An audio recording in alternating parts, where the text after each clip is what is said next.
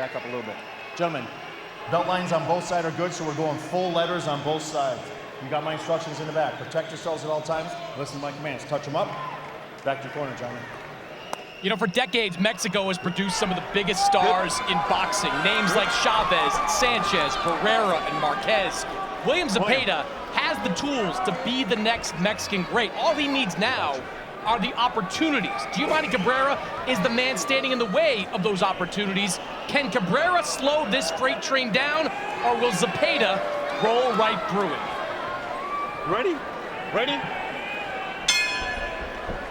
Round one of our main event, William Zepeda and Gio Cabrera. And you've got to notice during the ring walk, during the introductions, Gio Cabrera is jacked up for this one.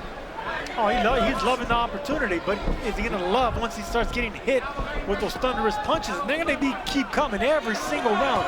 I'm curious to see how Cabrera's going to respond once he starts getting touched to the body and chin.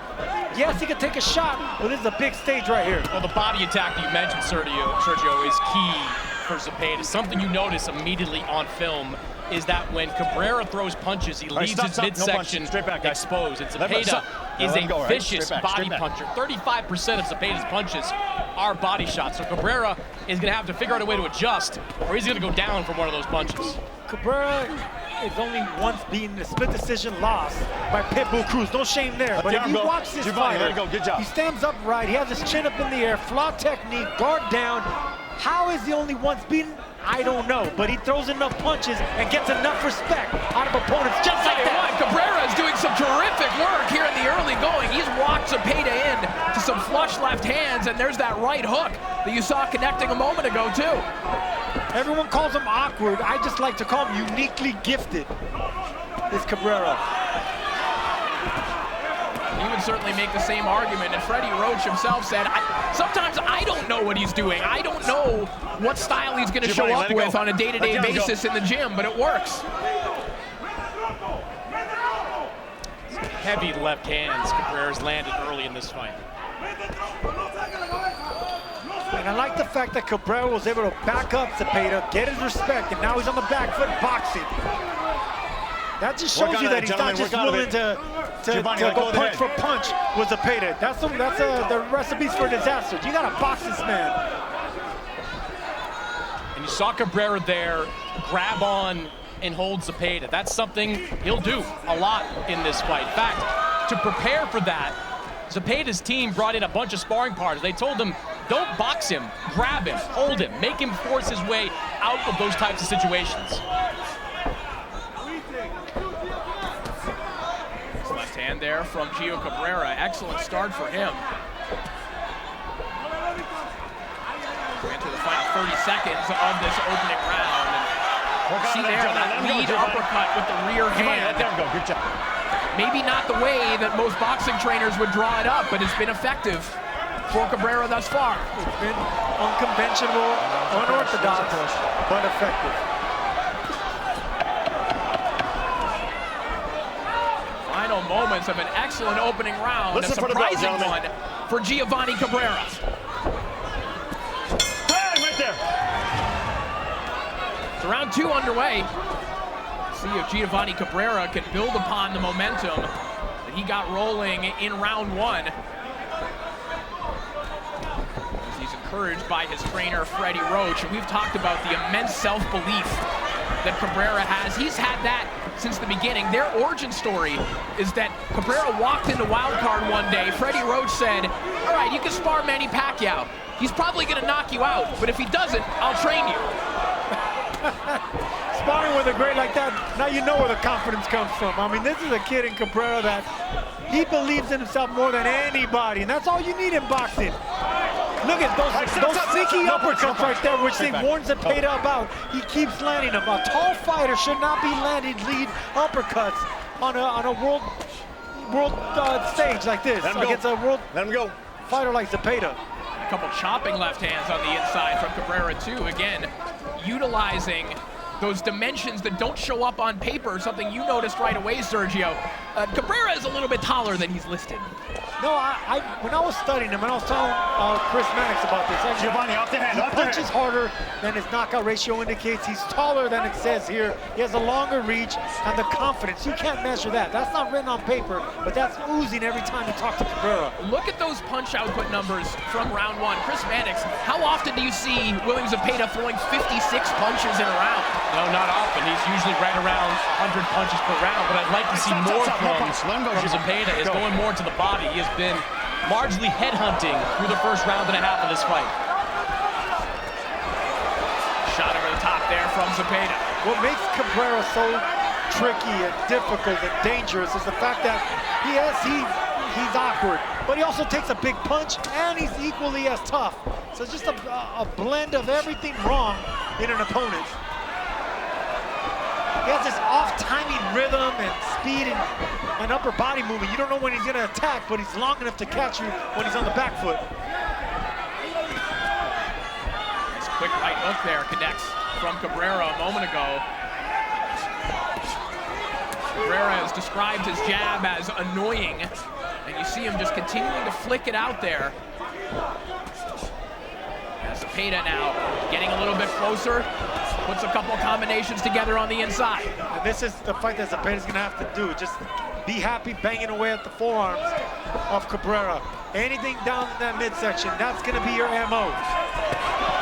Big left hand over the top there from Zepeda, and a right hook comes right behind it. Another good shot on the inside for Zepeda. The first eye-catching shots of the fight for the heavy favorite, William Zepeda. And here we saw Zepeda finally put the pressure that we're accustomed to seeing going upstairs. But look, Cabrera's taking those shots cleanly to the chin. This man can take a punch upstairs. It's the body that's going to be the difference. We didn't see it in that replay, but Zepeda had success going downstairs. I agree, Sergio. He's got to keep going downstairs, too. We saw in that Cruz fight, he saw Cruz landed some absolute bombs to the chin of Giovanni Cabrera. Cabrera just smiled and kept on coming. It's the body attack that is going to make Zepeda successful. Let him go. Round three underway as Zepeda looking for that big right hook again. And I like that, Zepeda punching in the clinch like that. That's gonna be very important, because the longer this fight goes, Cabrera's gonna be pulling back. He's always gonna pull that chin back. That's a bad reaction from Cabrera. Zepeda should just be punching behind the head, because he's about to catch him pulling back. And the avalanche might be starting here from Zepeda, who lands to the body, starting to climb the ladder. Look, Cabrera is trying to utilize movement as best he can, but as we know, it's easy to move around a lot in round one. It gets more difficult with each passing round. Zepeda's already breaking down Cabrera. I already see the punches landing to the body, to the uppercuts, around the guard. Zepeda's doing what Zepeda does, and that takes the fight out of the fighter.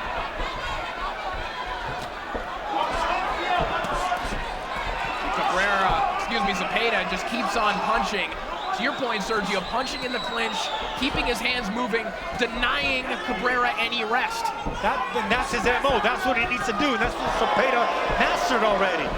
He doesn't load up on every shot, but he's just steady touching, steady breaking you down, and then he mixes up the power.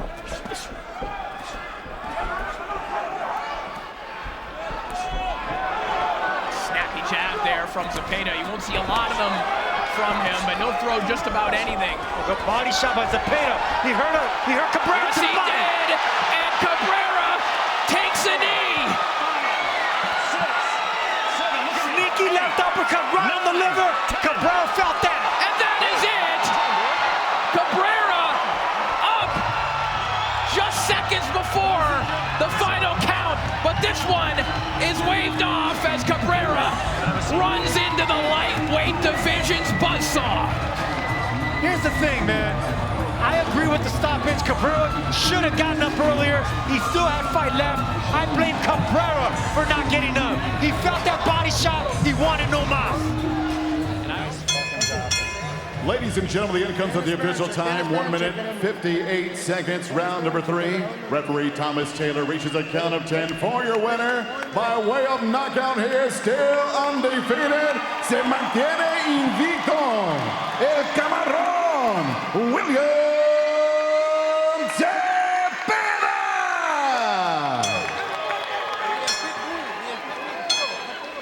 So William Zepeda improves to 31-0, one of the best undefeated records in the sport of boxing, one of just a small handful of fighters who are undefeated with an unblemished record with more than 30 fights. He just keeps on rolling in his career, and he keeps on rolling inside the ring. Sergio, when you sign up to fight this man, you're signing up for a really bad night. Well, this is the thing. Cabrera started off with a good night in that first round, but it's more than just one round. I mean, this isn't a sprint like they talk about. This is a marathon, a painful marathon. And Zepeda, once he starts digging to both sides of your ribs, that's when a fighter realizes that I'm not gonna keep this buzzsaw off me. I'm gonna have to fight him off. And to fight him off, it's just gonna be too painful. Nobody can withstand going punch for punch with that man right there. You gotta box him, you gotta fight him in spurts, and you gotta move. El Cabron did it here and there, but Zepeda El Camaron showed him who was the man tonight. Just an unbelievable flurry of punches. Hard to keep up with even in slow motion. This man is a nightmare for anyone at 135.